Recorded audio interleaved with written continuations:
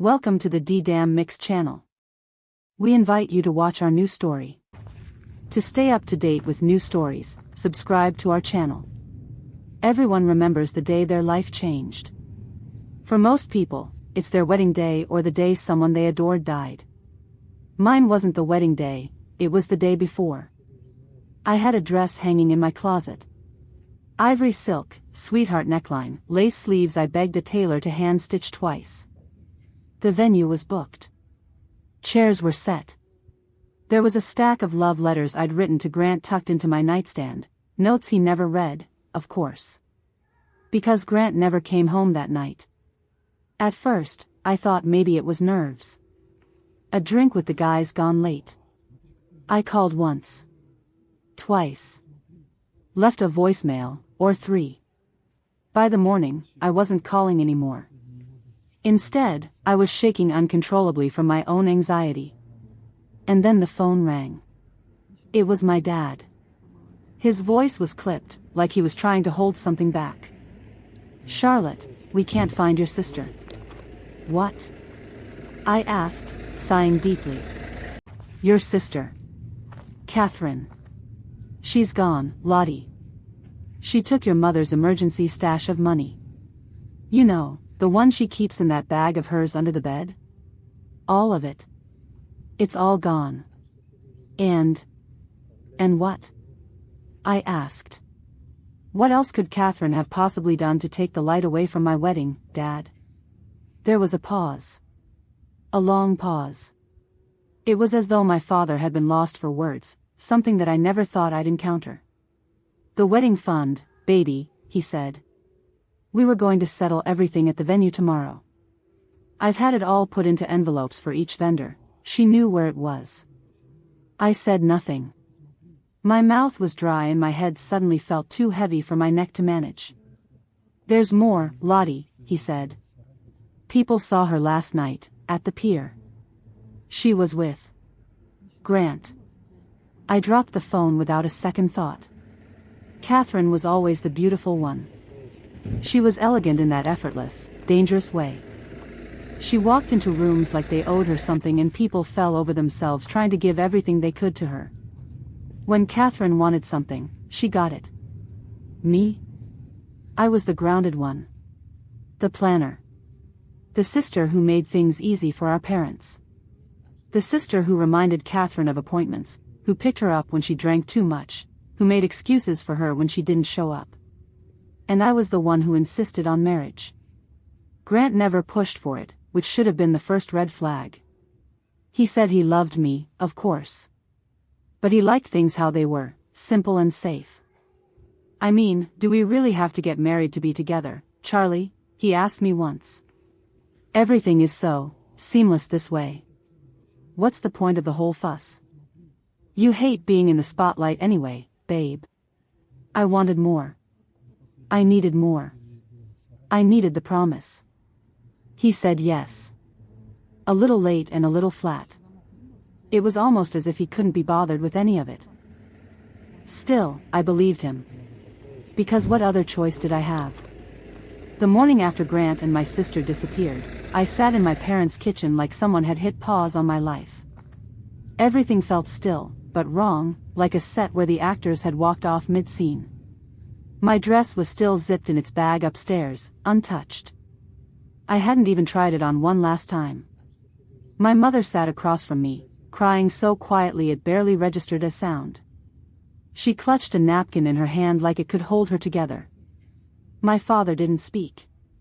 He just stared at the floor, his jaw clenched like he was blaming the tiles for everything. I didn't cry. I couldn't. Not yet. Instead, I poured a mug of coffee and watched the cream swirl into it like storm clouds. I didn't take a sip. That evening, someone said that they'd seen Grant and Catherine at a gas station 3 towns over. Driving west, apparently. He was pumping gas. She was laughing in the passenger seat, bare feet on the dashboard, a suitcase between her legs like she was proud of what they'd done. There was no note. No call. No explanation. It wasn't just betrayal. It was erasure. And it was the last thing I heard about them for an entire year. Somehow, I built a life again. Not all at once. Not gracefully, but I did it piece by piece. I returned the dress.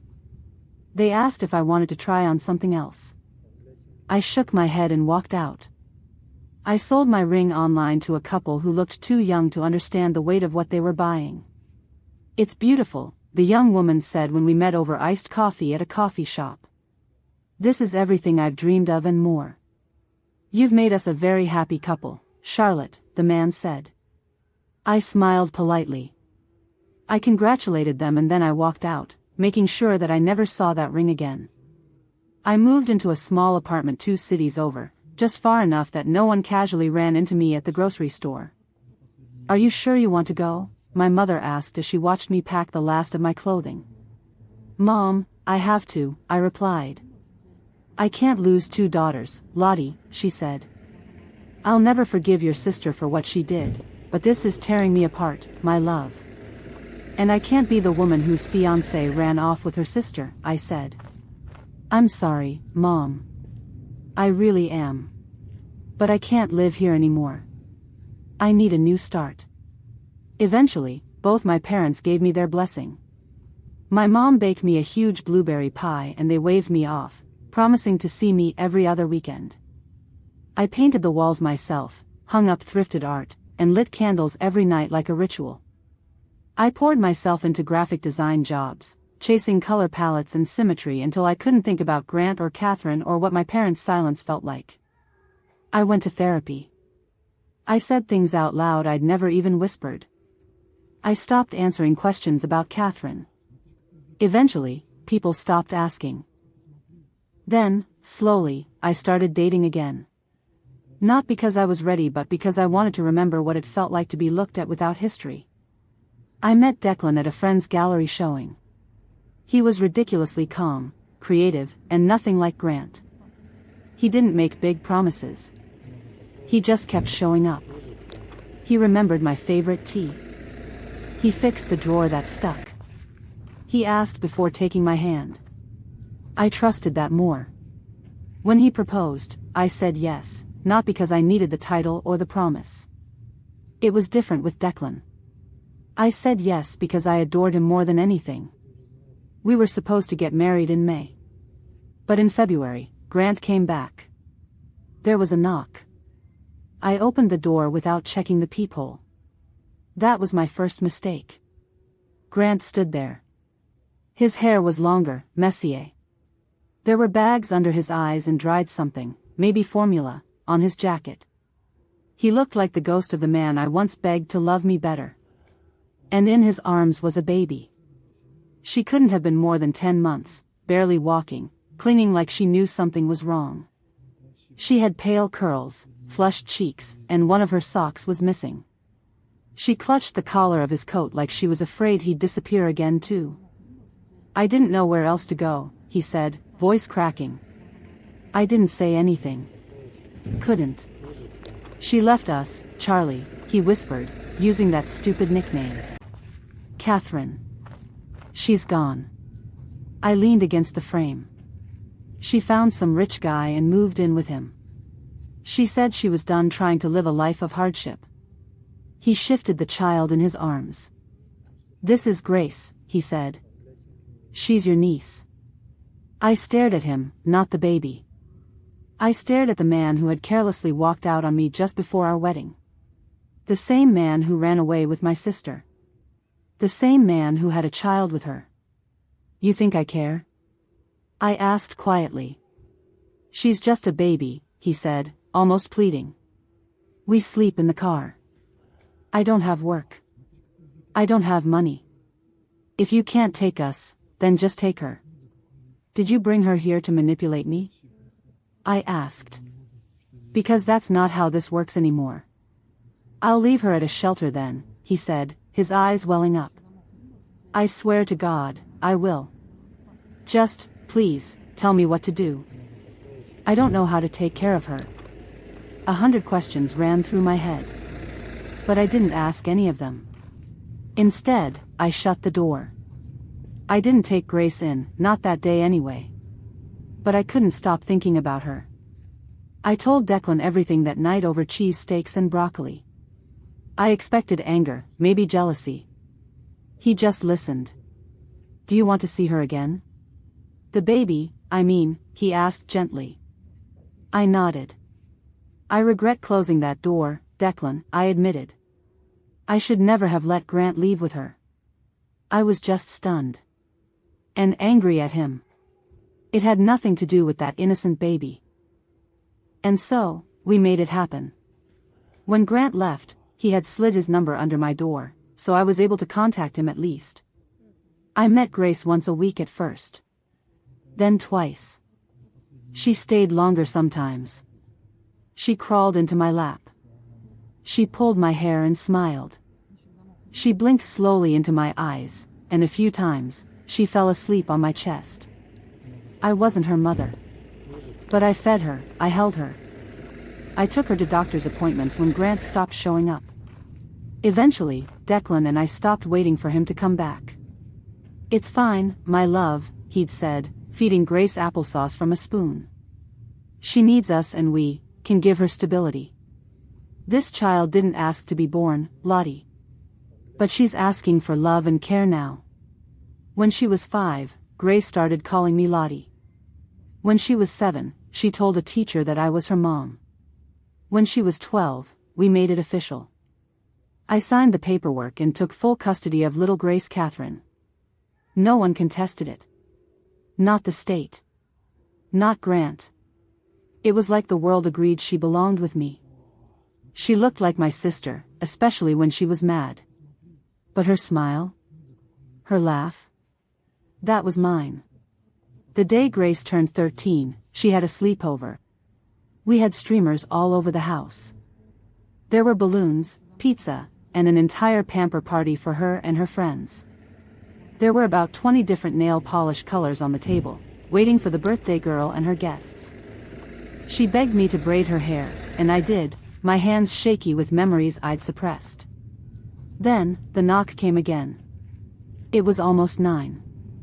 I thought maybe a parent had come a bit early or maybe my parents had decided to drop by after all. But there she was. Catherine. A husk of the young woman I'd once envied. She had sunken cheeks, a tear in her coat, and her hair was untidily pulled back. She looked a lot older and more tired than I'd ever seen her. I didn't know where else to go, she said. I waited. I let the silence stretch uncomfortably.